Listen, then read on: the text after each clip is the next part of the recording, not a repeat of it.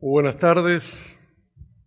Es un enorme gusto estar aquí, es un enorme honor. Lo primero es recordar, la mente lamentablemente nos va matando con los años y las neuronas, y tal vez no pueda reconstruir todas las anécdotas que tuvimos con Federico Huguet. Yo era director regional de la UNESCO y un buen día, era algo raro, decidí que había que crear una red de universidades religiosas. Vengo de un país laico, pero al mismo tiempo de un país que valora y que debe valorar los espíritus y las orientaciones religiosas. Y decidí pensar en crear una red de universidades de inspiración religiosa. Primero pensé en una red de universidades católicas, de universidades de orientación cristiana. Después empecé a ver que había otras visiones que no solo eran católicas, sino, me dijo la gente del Opus Dei, la gente de otras congregaciones, no somos católicos, somos de inspiración. Bueno, finalmente se hizo una reunión de universidades de inspiración religiosa, se creó una red y en ese contexto lo conocí a Federico Huguet y fue realmente una enorme satisfacción de reflexiones, de ideas, de aportes, de encuentros. Y llegamos a hacer aquí mismo también en El Salvador un evento que se hizo en una universidad evangélica, ¿correcto? Y un tiempo después me invitó, siendo director de la UNESCO, a venir a dar una lección magistral en eso que hacen ustedes, que me parece una maravilla. Habrá sido por el 2003, 2004, y tuve la oportunidad de estar por primera vez en la universidad, por lo cual es un enorme honor, 12, 13 años después, venir a dar una nueva lección magistral, ya un poco más maduro, ya un poco más conocedor, y al mismo tiempo también un poco más triste de no estar en la oportunidad con él. También en aquella época conocimos mucho al rector Flores, hizo un estudio para nosotros en la UNESCO, y vi esa capacidad de lo que es hoy debe ser en América Latina, construir redes, dejar de encerrarnos en las fronteras nacionales, la apertura de la mente y de los escenarios a nuevos mundos que son enormemente convulsionados y que están cambiando los contextos de nuestras vidas. Mi charla es un poco eso. ¿Cuáles son estos contextos nuevos? ¿Cuáles son estos nuevos escenarios? Y sobre todo, cómo esto nos está marcando la vida laboral, la vida del mundo en el cual está fuertemente marcado por una relación entre educación y trabajo. Quiero hacer una reflexión sobre cuál es el nuevo escenario donde, como diría Mafalda, no podemos bajarnos de este mundo que se nos impone más allá de los deseos y voluntades, de un mundo que se nos torna cada vez más complejo de incertidumbres, más volátil, más democrático en el sentido de participación de más actores.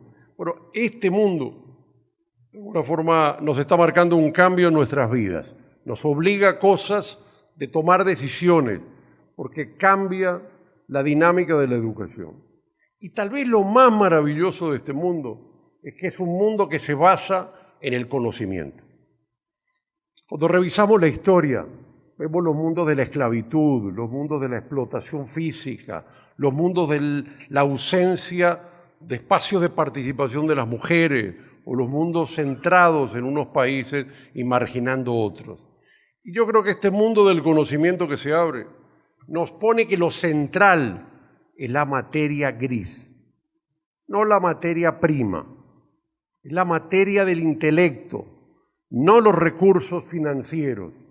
Y eso, la materia gris, la capacidad de pensar, de estudiar, de comprender, de innovar, lo tienen todos los seres humanos, sean de los Estados Unidos o de Ruanda, sean hombres, mujeres o de otras orientaciones sexuales, sean blancos o negros, sean con deformidades físicas o sean esbeltos, helénicos, son de todos. O sea, la oportunidad del mundo del conocimiento es una enorme oportunidad que obviamente no es la panacea de la felicidad, pero es la oportunidad para todos. Bueno, sobre eso quiero reflexionar, porque en ese mundo también podemos estar en el top, pero podemos estar al final de la cola.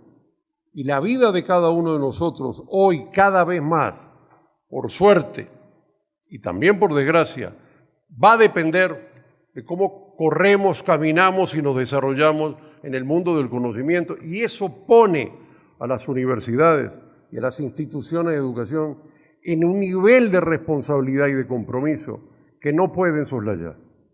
Si el futuro tiene existencia, es porque la gestión universitaria, la dinámica universitaria le abre oportunidades a las personas. Yo quisiera lo primero plantear en este contexto un cuadro que nos pone a reflexionar sobre cuáles son las características de este sistema social en el cual estamos inmersos. La sociedad vive en ciclos. El sistema capitalista estructura fases y etapas. Todo tiene algunos momentos, algunos ciclos de crecimiento y decrecimiento. Nosotros estamos en una nueva fase, una fase que se caracteriza por la innovación, una fase en la cual eso que un economista de la década del 40 en Estados Unidos, Schumpeter, puso como centro la innovación, la capacidad de creación, es el eje central de nuestra sociedad. El valor agregado, la capacidad de desarrollar, la capacidad de crecer, está asociado directamente a la innovación. Somos una sociedad que se basa en la propiedad intelectual, que permanentemente está creando cosas.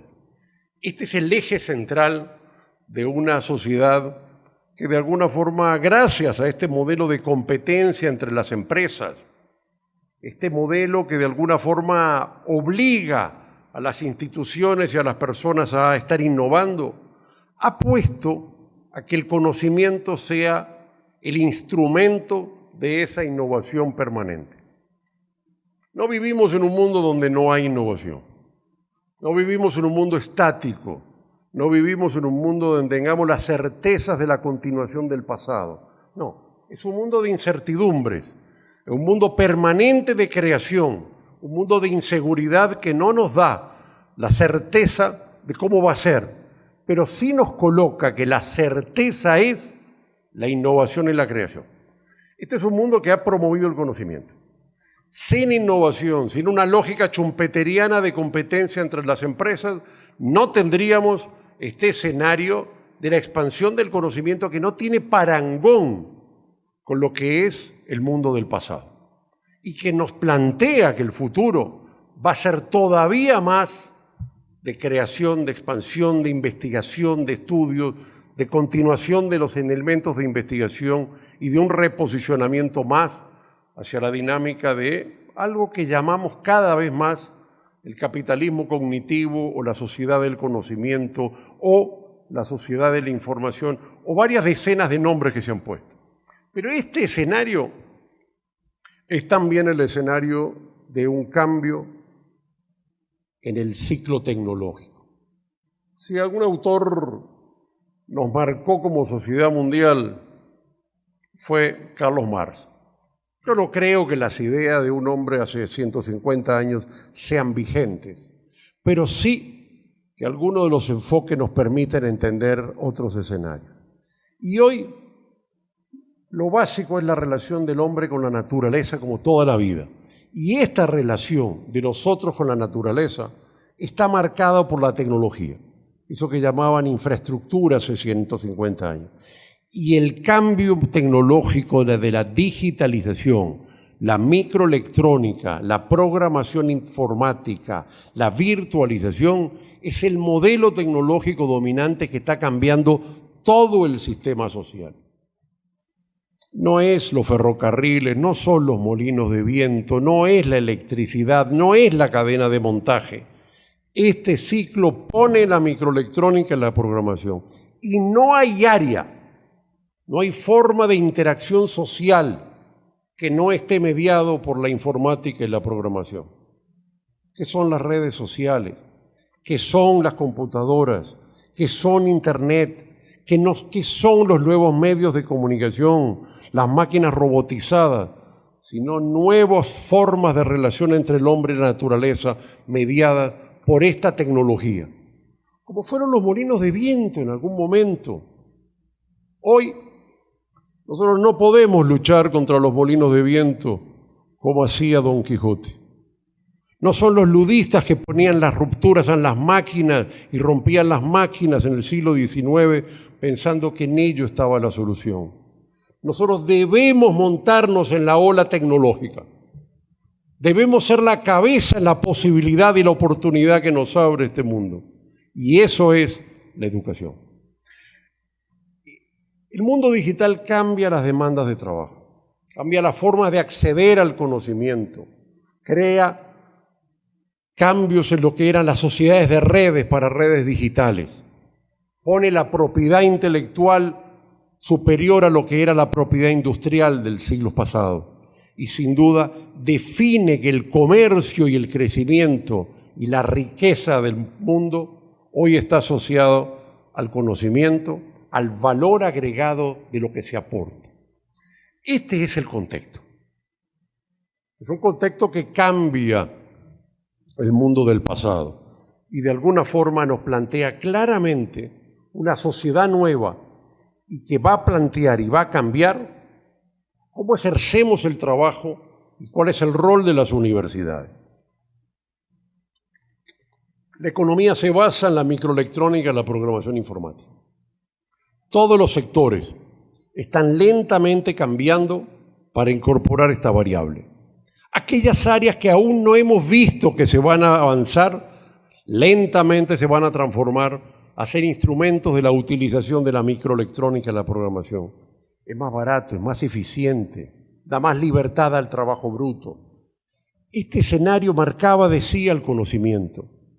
Ponía que el valor agregado es la innovación y de alguna forma hace que la competencia es en base a la propiedad intelectual y la creación de conocimiento. Porque el conocimiento se expande y se vuelve obsoleto. Lo hace global y cambia también los entornos laborales.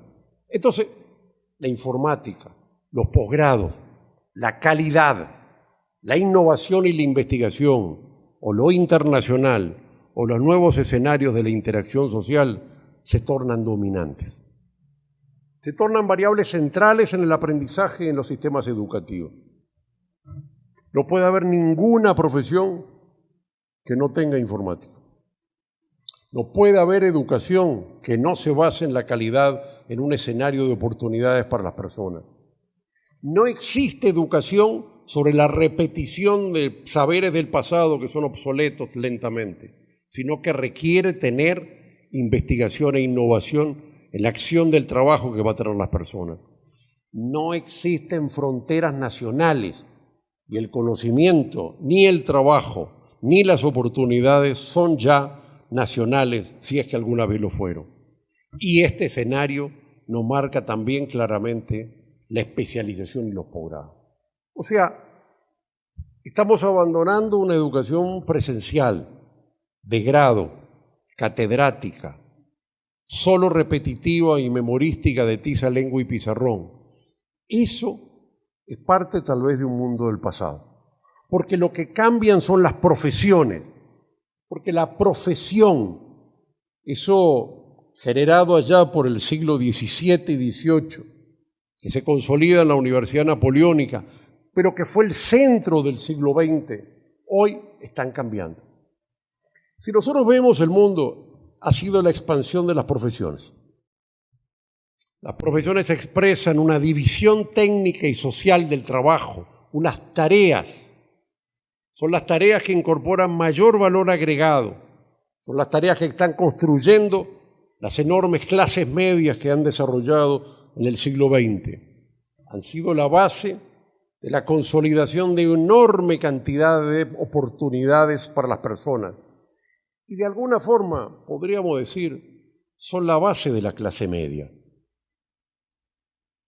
Si las estructuras de clases y los grupos sociales existen en el siglo XX distintas, es porque se ha estructurado una nueva perfil social dado por las profesiones. creado por las universidades, asociado al conocimiento. Pero estas profesiones, que son la forma en la cual se incorpora valor agregado, cognitivo, en el cual personas incorporan conocimiento al mundo del trabajo, hoy estas profesiones, creadas en el siglo XX y consolidadas en regulaciones, en colegios profesionales, en los roles de las universidades en la certificación, de alguna forma están en un enorme proceso de complejización. ¿Cuántas profesiones había en el siglo XX, al inicio del siglo XX? ¿Cuántas hay hoy? ¿Cuántas complejidades de conocimientos había y cuántas complejidades de conocimientos tenemos? El mundo avanza a este nivel de complejización de las formas de aportar conocimiento al mundo del trabajo. De alguna forma, las profesiones son, sin lugar a duda, cada vez más. ¿Quién no quiere ser profesional en este siglo que estamos parados? ¿Quién no quiere tener el abandono de las estructuras de ser campesino o técnico u obrero para ser un profesional? Bueno, lo que ha cambiado en estos años es esa comprensión. Más gente, más personas, más familias, más madres para sus hijos quieren que efectivamente aumente el escenario de ser profesional. Porque lo que sí tenemos claro es que el salario, el desempleo, las oportunidades son mucho menores a los que no tienen formación universitaria. Ok, pero eso es el siglo XX. ¿Y el XXI? ¿Es que acaso el futuro tiene algo que ver con el pasado? No. Cada vez el futuro es menos una referencia o una continuación o una igualdad del pasado. Lo que yo quiero plantearles y decirles es que este escenario del siglo XX, el escenario de las profesiones, el escenario de las seguridades que tenían los profesionales, no va a ser el escenario del futuro.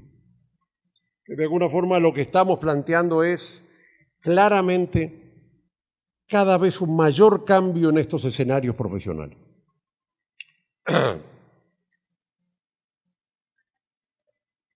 Lo que hacía un abogado, un médico, un economista, un contador, un profesor, hace 30, 40, 50 o hace 10 o 15 años, no tiene nada que ver con lo que está hoy haciendo, con lo que ya hace y con lo que va a hacer a futuro.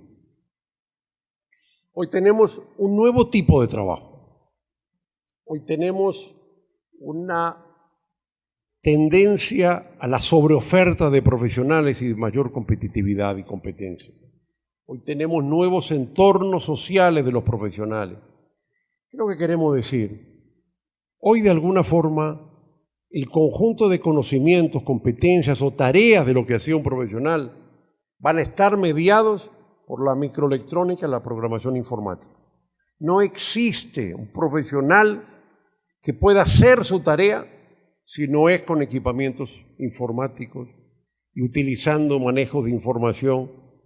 No es posible un profesional que repita y reproduzca, sino que cada vez más requiere investigar e innovar. No existe un profesional que solo con el grado y el saber básico conviva en este mundo competitivo. No existe un profesional que pueda competir, vivir o desarrollarse sin una comprensión más fuerte del entorno global. De hecho, esto nos plantea sin lugar a dudas nuevas competencias, nuevas tareas, nuevas formas de hacer lo que era un viejo trabajo. Hoy el empleo industrial va desapareciendo. Las oportunidades industriales, recorría las instalaciones de vuestra universidad, y es la microelectrónica, es la robotización, es la mecatrónica, es la automatización. Estamos ante la desaparición de millones de técnicos, de obreros, como estuvimos ante la desaparición de millones de campesinos. Y esto es un momento de desclasamiento.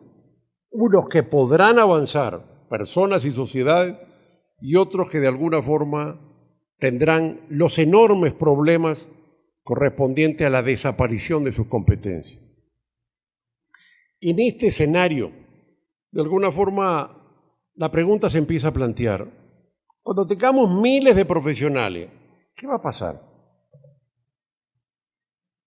¿Es que el mundo del futuro nos muestra claramente cada vez más profesionales? Me decían que la universidad en estos años ha aumentado los estudiantes.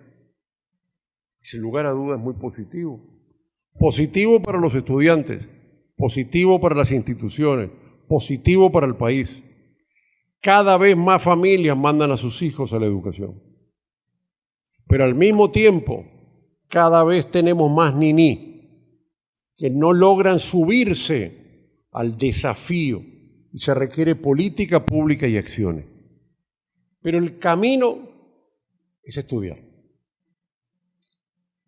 Hace varios siglos había la posibilidad, justo hablábamos con el padre, bueno, un hijo va para la tierra, otro hijo va para la iglesia, otro hijo va para el ejército.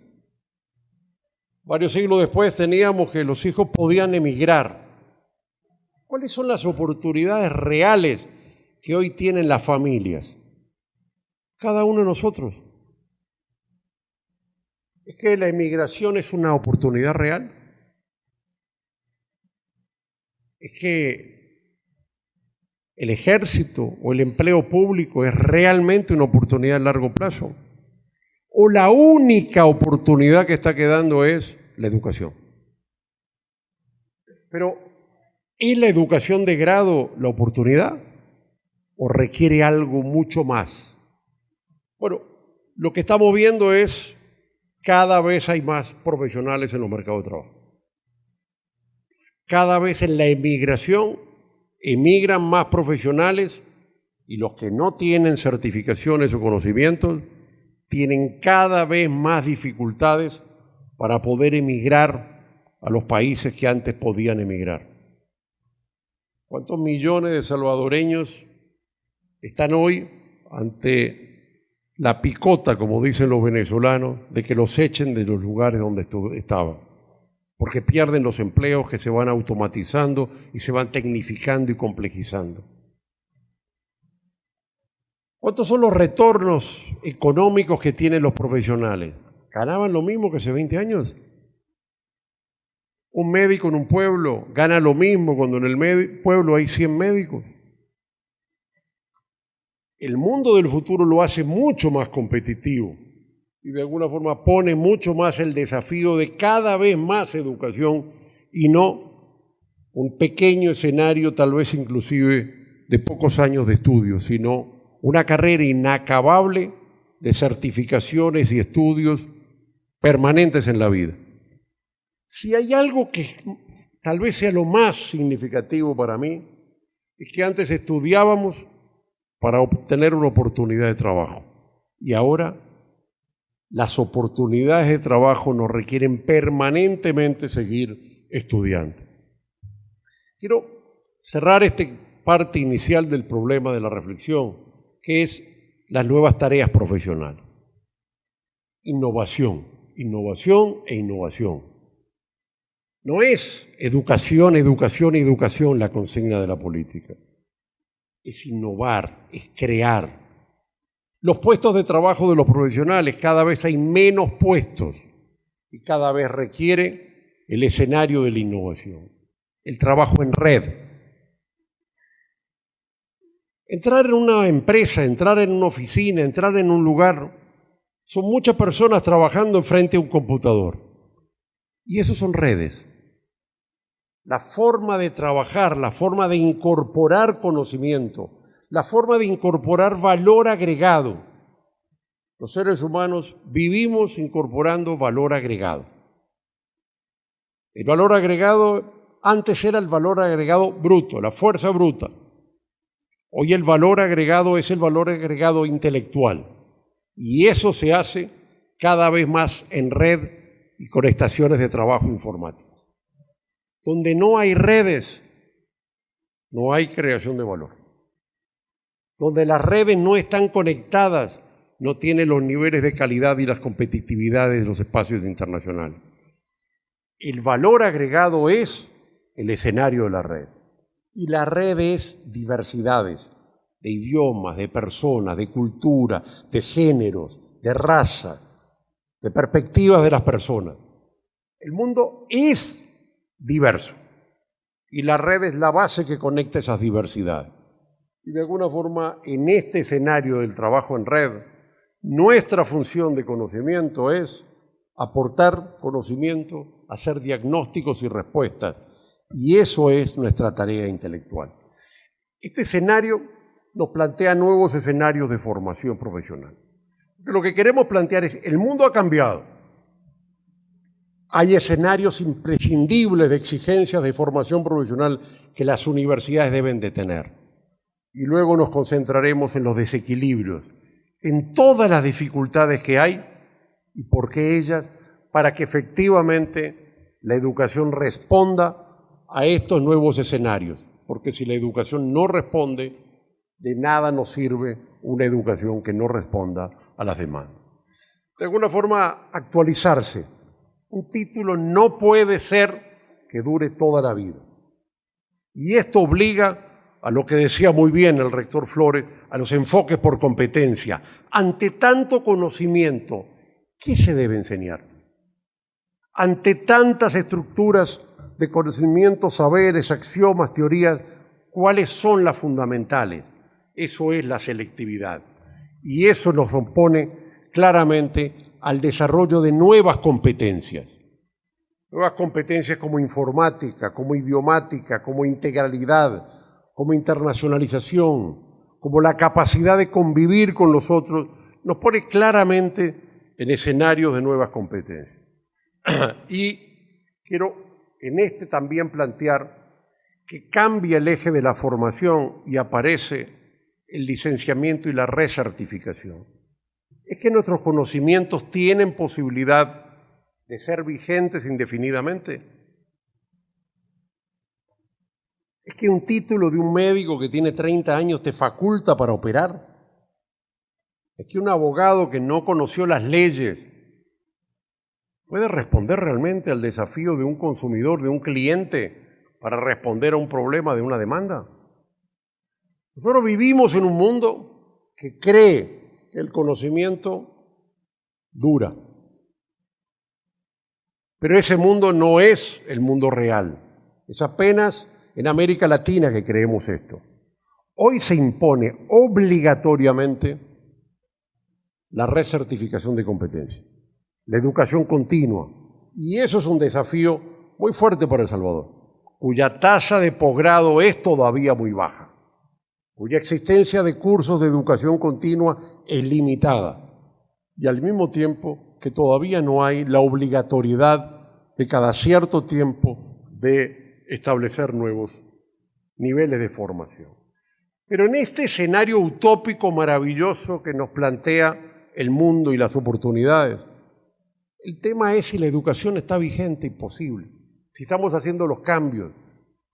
Y eso nos plantea una reflexión y una idea. La educación, amigos, es un puente. Piensen en la metáfora y la imagen. La educación como un puente. Es un puente que en un lado de los pilares se apoya en los conocimientos.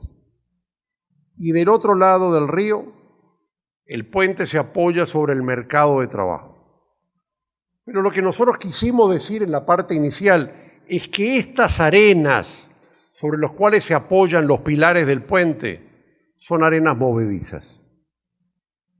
O sea, si la educación es un puente que se apoya en ambos lados del río entre los conocimientos y el mercado de trabajo, y lo que hace lleva a que la gente pueda con los conocimientos tener una oportunidad en el mundo del trabajo, que es el único mundo real hoy para todas las personas, ¿cómo puede la educación funcionar si la pata sobre el cual se apoya el puente en el conocimiento es una arena movediza y todos los días cambian los conocimientos?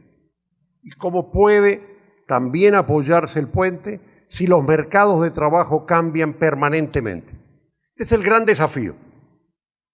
Porque cuando uno está recorriendo el puente en el 4.º año, ya los conocimientos, muchos han cambiado. Y al cambiar los conocimientos, también cambian los mercados de trabajo.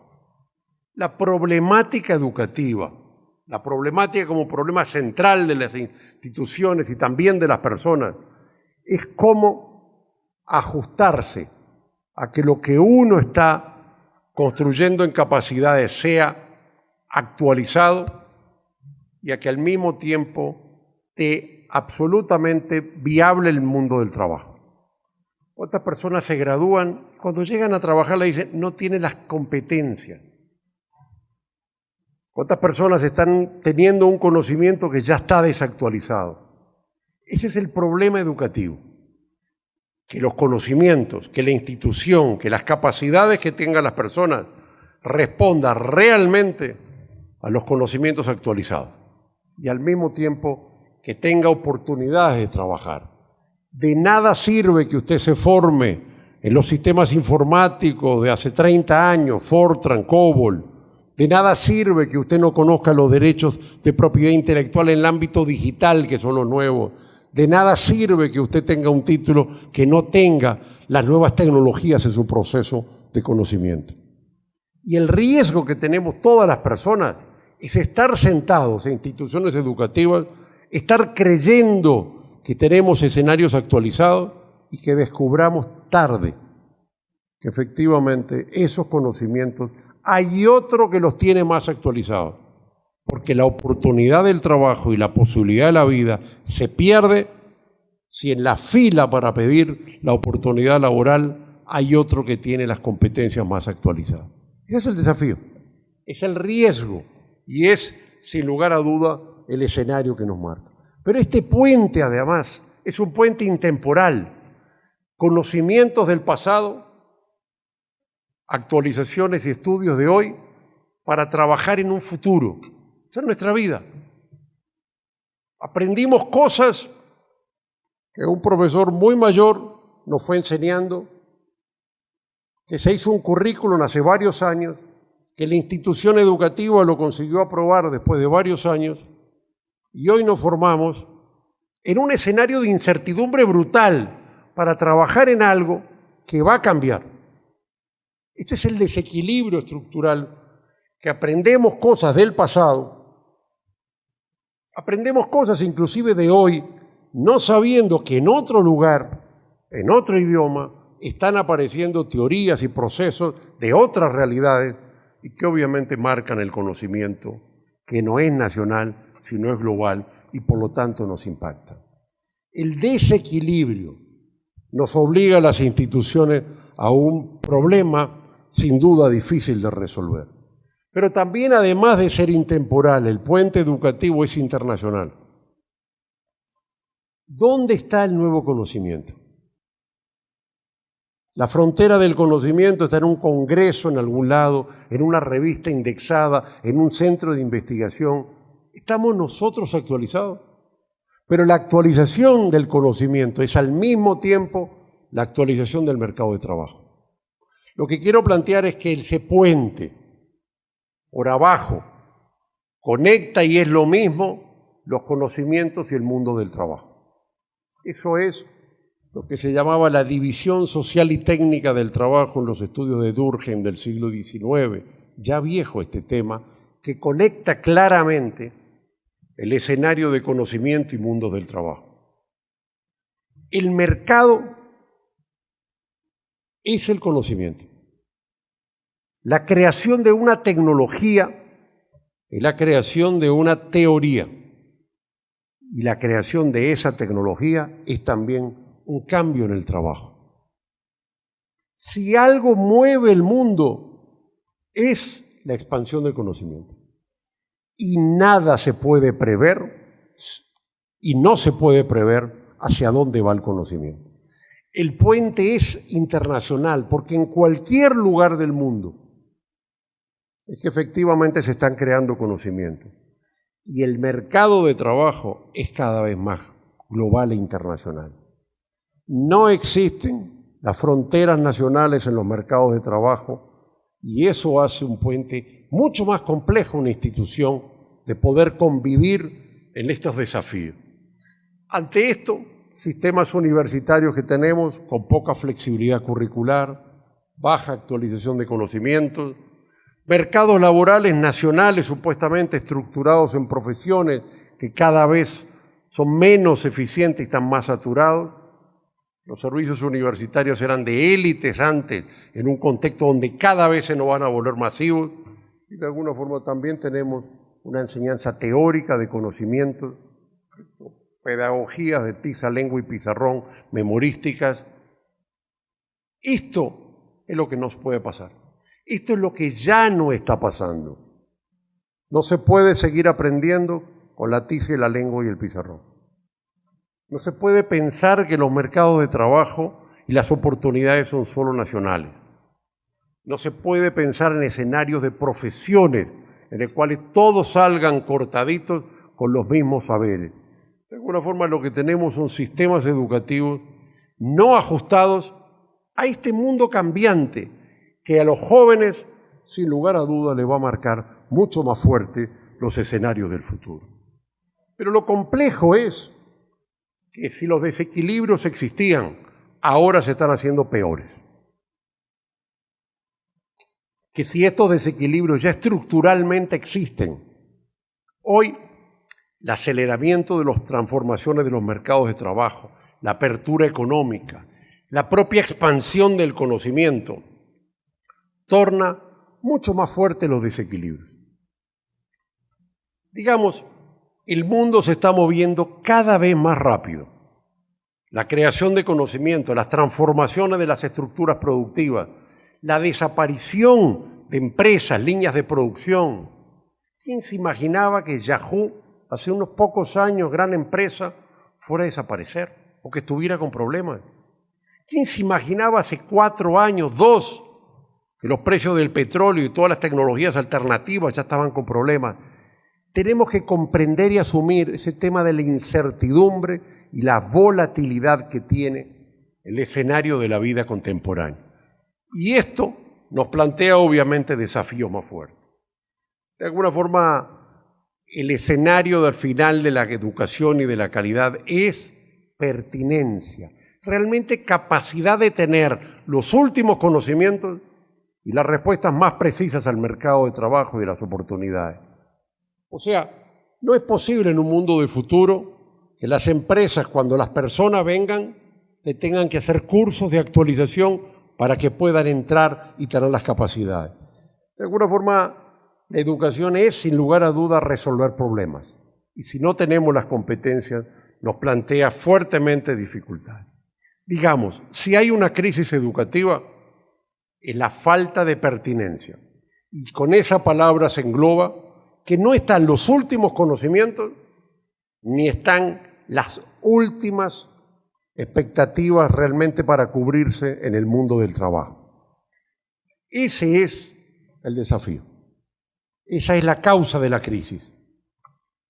Quisiera apuntar rápidamente cuáles son las oportunidades o posibilidades que tenemos las personas en este contexto. ¿Cómo resolver estos desafíos? El desequilibrio desde las personas es educarse más.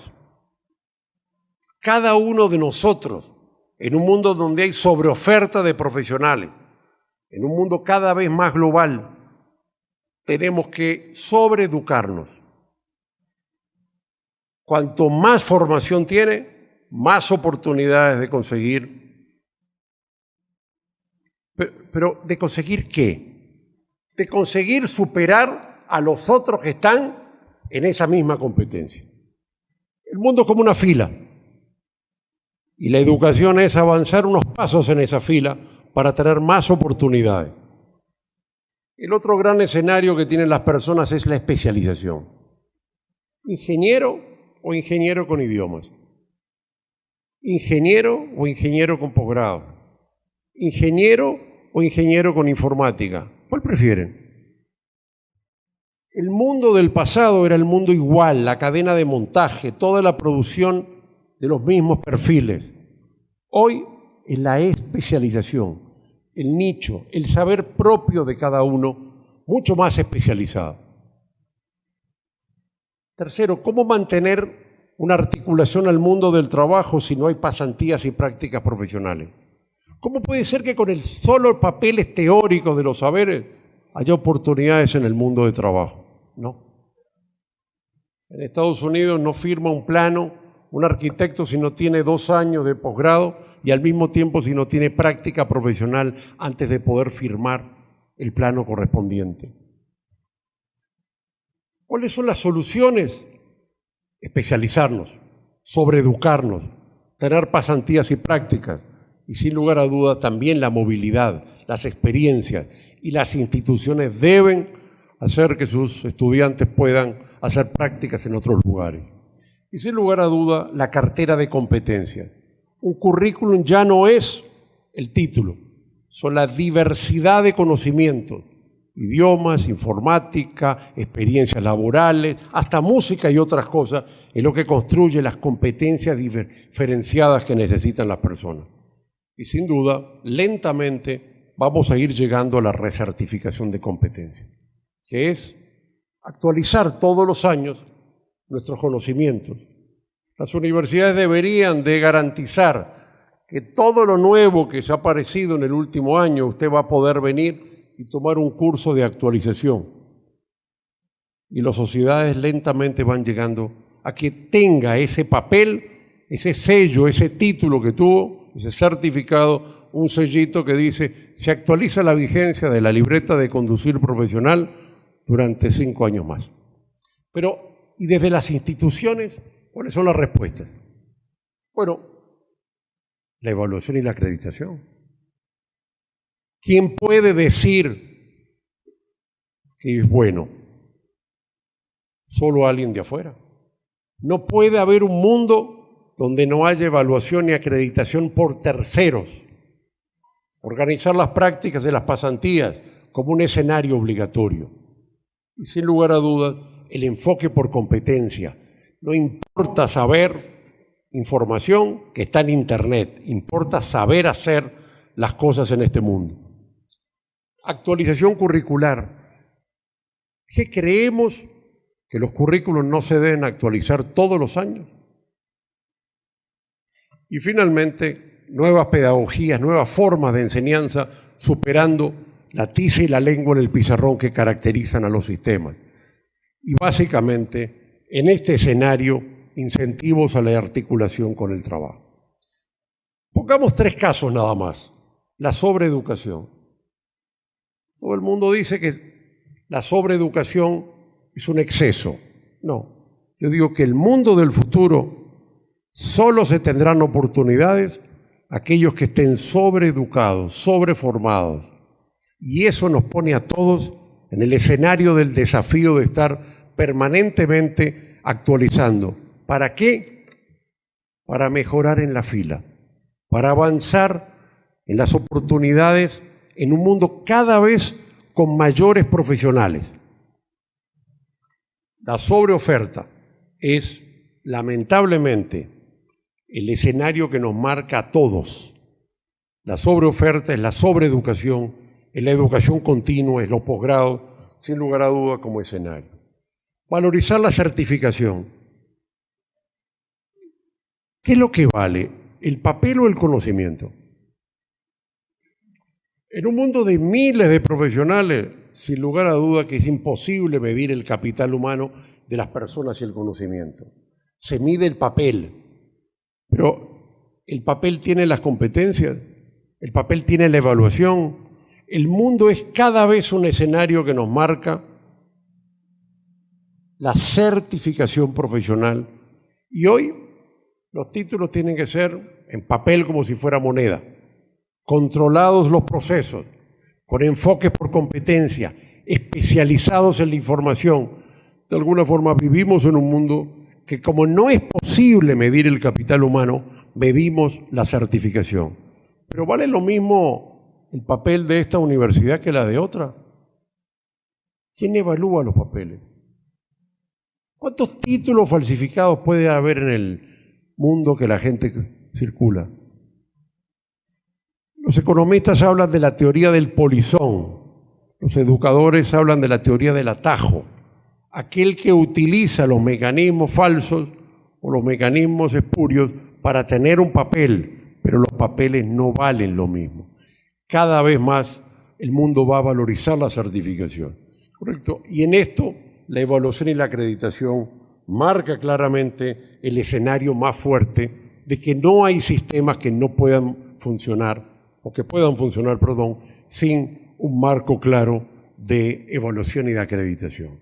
La acreditación es cada vez más imprescindible, pero no solo la evaluación de las instituciones, de las personas, de las competencias, de las capacidades, que de alguna forma marca el escenario del futuro. En este contexto, el enfoque por competencia es tal vez uno de los pocos caminos. El camino de lograr que los aprendizajes sean de competencias reales y que los aprendizajes no sean meramente de conocimiento. Que las evaluaciones sean basadas en las capacidades, en las competencias de las personas y no en la mera repetición.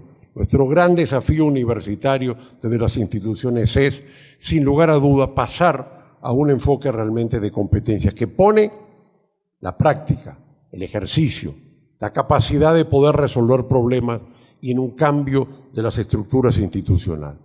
El nuevo eje educativo, sin lugar a duda, es el enfoque por competencia. Plantea seriamente que no importa el saber, importa el saber hacer.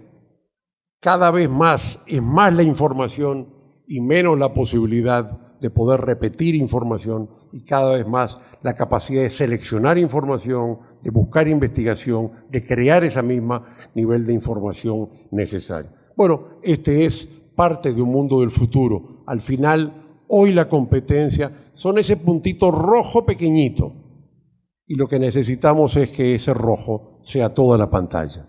El futuro finalmente es poder convivir en ese mundo global con nuevas competencias. Muchas gracias, amigos.